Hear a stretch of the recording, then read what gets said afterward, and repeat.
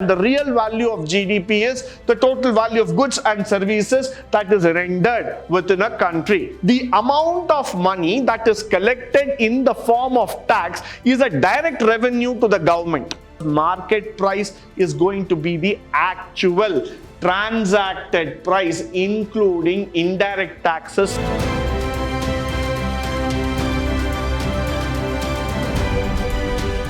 Good morning and welcome to the second session in Unit 2, where we are going to speak about the concepts of national income. And this is going to be a very interesting topic. Why? Because we need to now understand how we are going to calculate the national income. We have spoken about a lot of words like GDP, GNP, GNI, so many factors that we have been speaking about. But then what is really interesting, what is really needed for the hour is about the GDP and the GNP factors altogether. So we have to understand what is GDP, what is GNP, and then we need to proceed further. So what we are going to do here is that let us first try to understand what exactly gross domestic product means to us. So let's look here. The total value of goods produced and services rendered within a country during its gross domestic product, during its year, is called as the GDP altogether. So the total value of goods produced, that's the first keyword that you have to remember. Total value of goods produced and services rendered within the country. So whatever that happens within the country, that's where GDP is going to come into picture. So that these are the most important factors that you need to understand. The value of goods that is produced within the country, both goods and services that are done within the country, is what is going to constitute your GDP. Now, if you look into this GDP terminology, people always get confused saying that GDP is actually what we mean by saying that the growth, the income that has come, all these factors. GDP is only a progressive factor. It is an indicator. GDP is not the actual income. Please try to understand that. Why? Because whenever a forecast is being given on GDP, if somebody comes and says that India's GDP will grow by 11%, by 12%, by 13%, whatever numbers that we are talking about, this is only a forecast that we are giving. This is not an actual income. We are only trying to track the growth from one end to the other end. So that is why GDP is actually trying to understand the real value of GDP is the total value of goods and services that is rendered within a country. Now, moving further, the GDP is calculated at market price and defined at GDP at market price. Different constituents are there for a GDP to understand. Now, the concept of GDP is broken down under so many factors. So let's start with wages and salaries, followed by rent, interest, undistributed profits, mixed income, direct taxes, dividend, and depreciation. So what are the constituents of GDP? These are all the factors that will constitute a GDP altogether. So GDP is not going to be a simple process. GDP is complicated by nature. Why? Because the calculation that is involved itself are of different factors. So you have to think, you have to include a lot of factors here in terms of making it possible. Now, what happens here is that when we talk about wages and salaries, now wages and salaries are very, very important. Why? Because when we talk about wages, wages means to us that these are all the factors which is going to come into picture in terms of your growth factors. Why? Because you are paying wages and salaries on a regular basis. So there are n number of workers who are working in different factors, in different forms, in different organizations altogether. So they are being paid their wages and salaries. So definitely one of the most important constituent of a GDP is the wage and the salary part. You cannot avoid the wage and salary, because without that you will not be able to constitute an entire factor here. So this is very, very important for us. Followed by the rent process. Rent, is it an income? Now many of them have this question, have this doubt in the mind.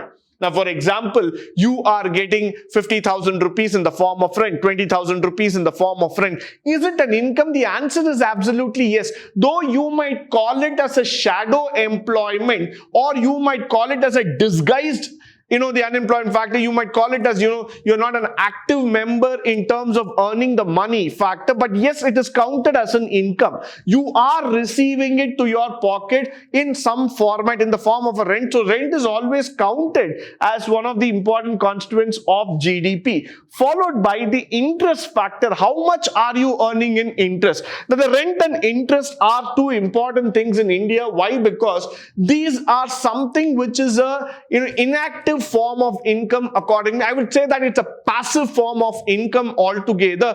But yes, that passive form of income needs to be added to constituent the GDP. It is a very, very important factor. So that's why I would say that rent and interest are mandatory in terms of counting. You need to understand how rent and interest comes into picture, followed by the undistributed profits. Now, before I go there, I will also tell you what interest is. There is a lot of money that gets accrued by depositing that money in the bank. So the net interest that you derive from these deposits, that is also a form of income. Now, there are many people in India who deposit their money in the banks and they take back the interest. So similarly, for a country, the country India would have also deposited money through its exchange, through its trade and business, and the country will enjoy the interest part of it. So similarly, interest becomes a very, very important constituent. Undistributed profits, which means to say that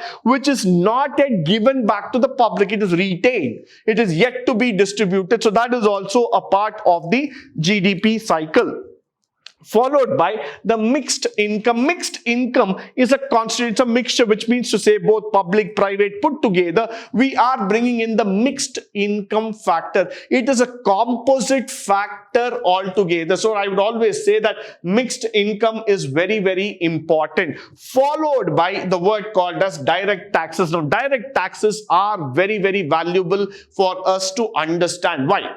A country runs because of the taxation. The amount of money that is collected in the form of tax is a direct revenue to the government.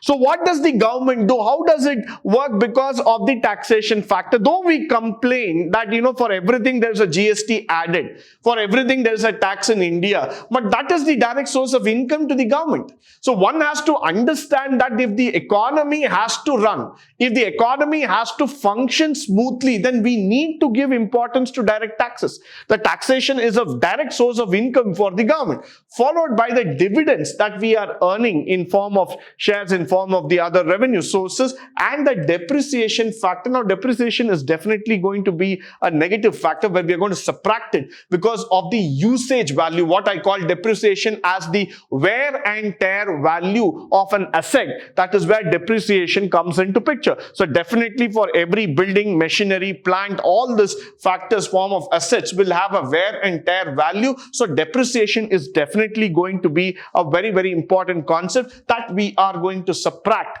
from the main factor altogether, followed by the gross national product. Now let's come to the GNP. Till now, we were talking about the GDP. Now we are going to talk about the word called as GNP. Now this is a very, very important factor. For the calculation of the gross national product, we need to collect and assess the data from all the productive activities like agriculture, wood, minerals, commodities, distributions to the production by transport, communications, insurance companies, and services rendered by lawyers, doctors, teachers at the market price. Now this is the gross national product. This is quite an exclusive and an exhaustive product in terms of calculation. Why? Because this will include all the productive activities that are happening in a country. Now let us go back to a scenario while for a moment, like a country like India. where you see hundreds and thousands of people engrossed in their own profession who try to come up with some productive output for the country.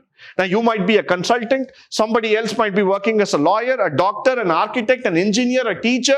There are n number of professions which we are talking about, but all these people produce some quantifiable output in this country. That quantifiable output needs to be measured, analyzed, and it has to be put across in form of a factor that can be recognized. So that is where this GNP comes into picture.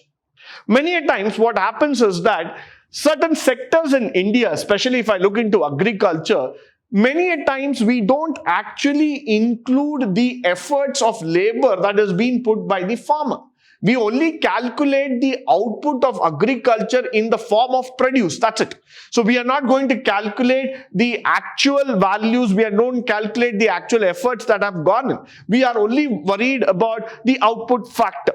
But when we are going into this gross national product, there are several factors like this. For example, when we talk about the concept of log, the wood cutting business, even that is going to be an GNP. The forest produce is also a part of the GNP. Mining and metallurgy, that is also a part of the GNP. So we have so many factors. The metal commodities, even they are a part of GNP. A scrap metal business, even from there is some income that is being generated. That's also a part of the GNP. But what happens here is that most of the time we don't pay attention to those micro details. We only pay attention to the large and the prevailing sector, and we try to calculate some figure and say that India stands here.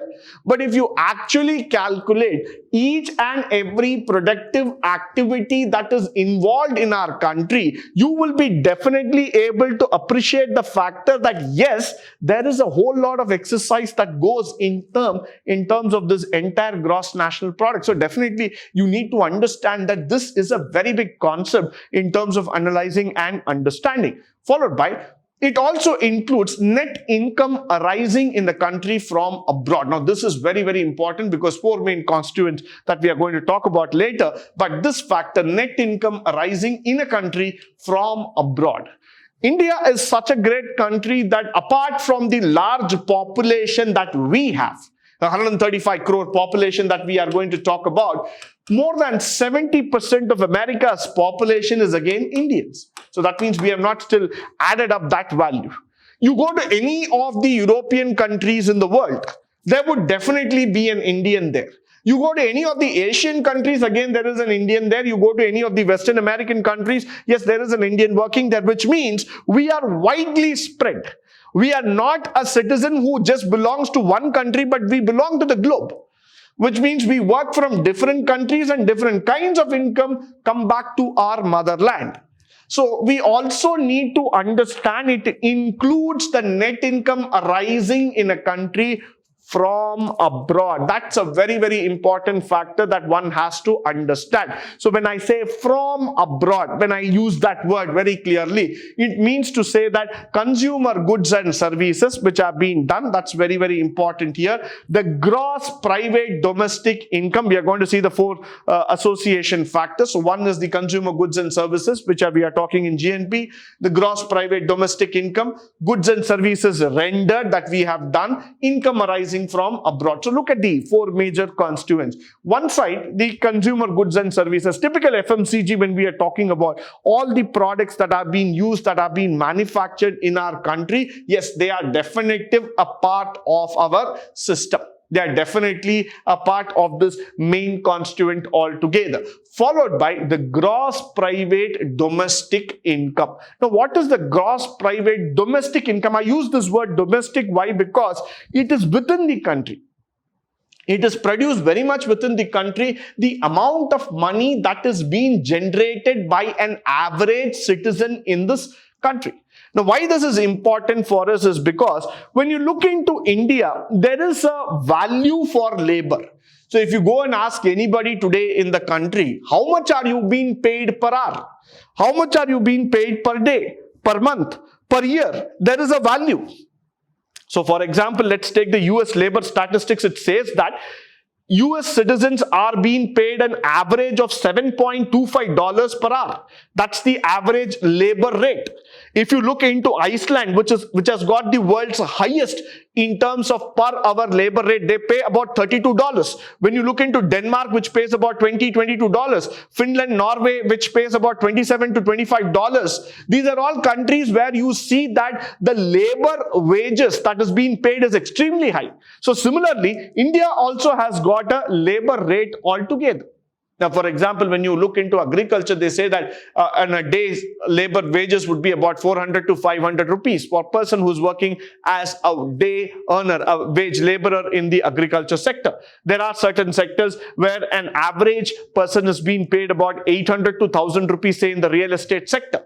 So different sectors have got a minimum wage labor. So using that private domestic income, why we are so concerned is that what is the earning capacity of every citizen in India who is working under different sectors. So what is his capacity to earn and move further? So how much are we actually earning? Because we don't go as a figurative head saying that this is the actual income. For many sectors, we are not even able to calculate the actual income. We just go by assumptions. But then in order to make the GNP true, we need to include the private domestic income, which is very, very important here. Followed by the goods and services produced, the rendered factor that we are talking about. So we have rendered some goods and services. We have, produced and we have sold it across. We have given some services. It might be consulting, it might be healthcare, it might be teaching, it might be a legal, whatever is the factor. So we have rendered some services. So that is going to be again valued.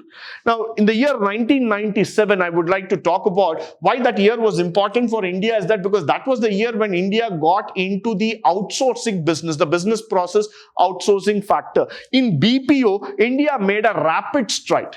In the last about 20 odd years, if you look about 25 odd years, in fact, to say, India made a rapid stride in terms of IT enabled services. One side we have the IT, the other side we have the ITES, that is the IT enabled services, the outsourcing part.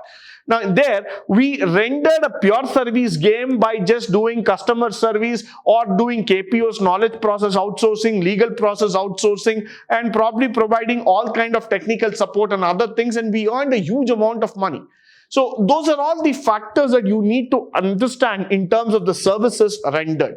Followed by income arising from abroad. Definitely we make a lot of money because there are people settled in abroad and they do make income and send it back to India. So income arising from abroad is also a very, very important factor that we need to talk about. Followed by market price. This is very, very interesting for all of us to talk. Why? Because market price is going to be the actual transacted price, including indirect taxes such as GST, customs duty, etc. And they tend to raise the prices of goods and services in the economy. Now, what is this market price? What is the normal price, market price? So many different concepts altogether. Now, let's try to understand this very clearly. Why? Because when you go to the market, there is an actual price that is being given to you. So I want to buy this pen, or I want to buy a shirt, I want to buy a trouser, whatever is that, there is an actual price that is. They say that the cost of a pen is 10 rupees. Example. So I'm going to buy a pen, the cost of the pen is 10 rupees. This is the actual transacted price, which includes taxes like the GST and other forms. So this is what I am paying to the customer, and I'm acquiring a pen at 10 rupees. So this is the actual price, what you are exactly paying to get that particular goods or services. Now comes the factor cost. It includes the cost of factors of production, interest on capital, wages to labor, land profit, stakeholder services, all those factors. So what is the cost that is involved in manufacturing that 10 rupees pen? There are different factors altogether. If you start understanding this concept very, very clearly, you will be able to appreciate and understand the segmentation here, clearly stating that there is a cost factor that is involved. There are a lot of cost factors. In fact, you would be able to see that the cost factor starts moving up as you start getting into a different kind of manufacturing. If you are a very customized manufacturer, there's a huge cost appreciation that comes into picture. If you are just going to manufacture at a large scale, en masse, then the price will come down. But then ultimately what we are worried about is that the cost of factors that are involved, including interest on capital, the wages to labor, land, rent, and all those factors that are involved here. So these are all very much involved. Thus, the services provided by the service provider to the goods, these are all factors which is equal to the revenue price. So whatever money that is being put inside, that will be equal to the revenue price factor. So that is very, very important here. Why this is important, why this matters a lot, let's try to understand is that because the producer who is going to produce a good, he wants a return, he wants to collect back his revenue. So what he will try to do is that he will calculate all the factor cost that is involved in the manufacturing and then put a price, a cost marked up price in order to earn a profit. So that's why factor cost is very, very important for all of us to understand, because it tells us exactly how much is the cost that is involved in terms of manufacturing it. Followed by alternatively, I'm just using another factor, market price net of minus the indirect taxes. So the net of the indirect taxes, you will be able to get the revenue price or the factor cost. So how is the revenue price? Which is equal to market price net of the indirect taxes. Now what is net indirect taxes? It is equal to indirect taxes net of subsidies. What are all the subsidies that you have received? Subsidies are nothing but small discounts that are given by the government based on certain specific sector. So the government gives some allowances. It helps you to promote those kind of sectors. It helps you to bring in more production because government is trying to promote that particular sector. So what should be the factor cost? Market price less indirect taxes and add the subsidies, because that's how you will be able to get to the market price is 10 rupees less the indirect tax. So let's say the indirect tax is 2 rupees plus the subsidy is 3 rupees. So now you see 10 plus 3, that is about 13 rupees. 13 minus 2. How much is it? 11 rupees is your answer. So the answer should be 11 rupees. That is the actual value which we are going to calculate as the market price. Now let's try to understand the net domestic product. What is this net domestic product all about? The output of the country's economy. When I'm going to talk about the net output of the country's economy during an year is called as its NDP. Now this is very, very important. Why? Because during the year of a country's capital assets are subjected to wear and tear, which is quite but normal. We are not going to worry about it. Yes, it happens, and this is due to the outcome. Because we are involved in some sort of production, they are subjected to wear and tear. The usage value will come into picture. So how do we calculate? We deduct a percentage of investment from the GDP to arrive at NDP. In a very similar way, net domestic product is nothing but GDP at factor cost less depreciation. So let me just write it down for you. GDP at factor cost. Let me use the small symbol here. Factor cost is equal to, now this is NDP. I'm just going to try to put it here as NDP. NDP at factor cost is equal to GDP minus the depreciation factor. Now that is very, very important for us. Why? Because if you understand this formula here, NDP, the net domestic, we are arriving at the net value. How can you arrive at net? Subtract all the gross factors from that. So you are subtracting the depreciation from the gross domestic product at the factor cost. You will get your net domestic product. Followed by, this is the accumulation of all factors of income earned by the residents of a country and includes income earned from the country as well as from the abroad. So all the money that is accumulated by the citizens of the country, by the people of country, plus the income that is accrued from the abroad. So whatever income that comes from the abroad, that is from the outside, also will be a part of the net domestic product. Now, what is very important is that after subtracting all the factors, after deleting all the factors, whatever income gets accrued completely into us is what we are worried as the net domestic product. So that is why we say that this is a very, very important concept altogether. Followed by the NNP at market price less indirect tax at subsidies. Now, this is very, very important for all of us. Why? Because GDP, what is GDP? We know that it's a gross domestic product that we have been talking about, and this is calculated at the price. Now, NNP at market price less the indirect tax and surprise, that is what we are talking about, the net national product altogether. So, from GDP, we can even arrive at the NNP, that is a net national product. Now, we can also use GNP here and come at NNP also. So GNP is what? Gross national product. How will I arrive at NNP from there? You have to subtract the depreciation subsidies factors altogether, and then you will get at the NNP. So they define the GDP and GNP market prices at the market value produced by a country factor. So when I'm taking the NNP, I'm directly telling you market price less the indirect taxes and subsidies. So this is how you will be able to arrive at the NNP value. But then Dernberg was one of the greatest economists. He also tries to define GDP at market price as the output of the final goods and services produced in the domestic territory of the country. So now we have two factors. One side, the NNP is arrived straight at market price less the indirect taxes and add subsidies to it. Yes, you will be able to get it. But the other side, there's another definition which has been given by an economist who tries to talk about the GDP value, saying that the market value of the output, that is the final goods that are being produced within the domestic territory. With this, I come to the end of this particular session. I hope and believe that all the information that has been shared through this session will be of a great help and resource to you.